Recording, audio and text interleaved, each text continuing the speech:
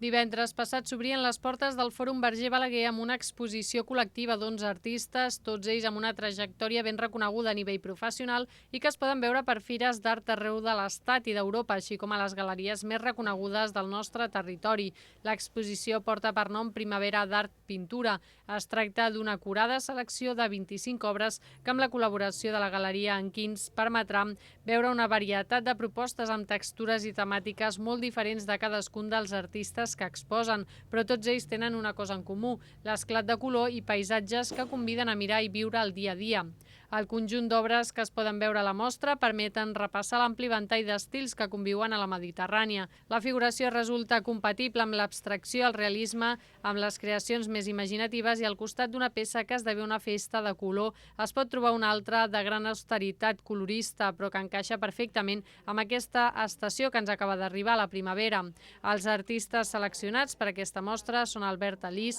Fernando Alday, Tatiana Banquer, Alejandra Caballero, Mònica Castanys, Marta Duran, Marta Lafuente, Josep Moscardó i Jordi Pintor, entre d'altres. L'exposició és d'accés lliure i gratuït i restarà oberta fins al 13 de maig en horari habitual de la sala, de dijous a dissabte, de 6 a 8 del vespre i diumenges i festius de 12 a 2 del migdia i de 6 a 8 del vespre.